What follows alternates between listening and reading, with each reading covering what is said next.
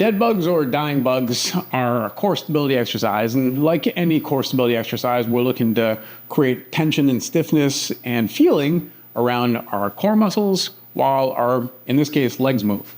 And for some people, this version of the dead bug connects with them better. It lets them feel what you're looking for a lot more than the traditional dead bug, so I use it a lot. Now, to set this up, we're gonna go over sort of the fundamentals of it, but also some things that might happen, just like any dead bug, that might throw off the movement.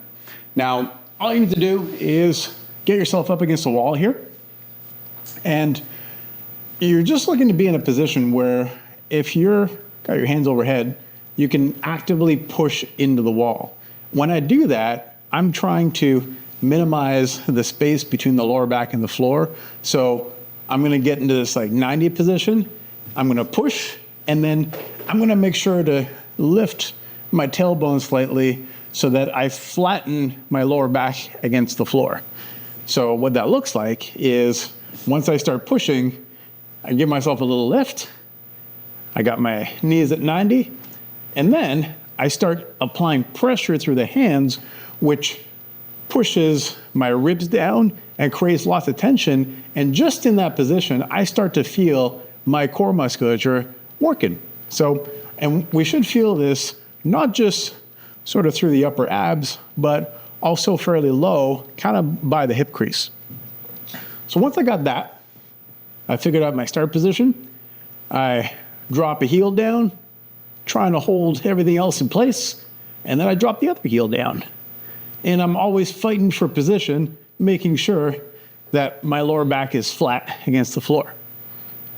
Now, if the heel tap version works well, like every exercise, there is a progression. So what you can do is, instead of keeping the knees bent, like so, we can drive long through the heel. Still keeping my tension, still pushing hard into the wall. And it's the push that actually increases the feeling through the core. So it's really important that we find that position that allows us to push, and we continue to apply that pressure. Because what can often happen in this movement is we start to let off as we start trying to go for the tap. So the hands won't be actively pushing into the wall. They're gonna start coming off, or they'll start moving around. You wanna keep driving the hands the entire time like you're trying to push through the wall. So just make sure that you have a solid wall behind you. I guess that's worth mentioning.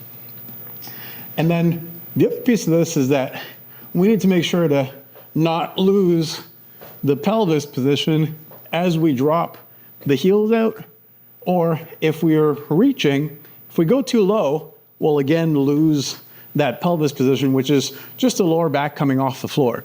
So I'd rather you aim higher with the heels, like so, rather than lower if you cannot keep the lower back on the floor.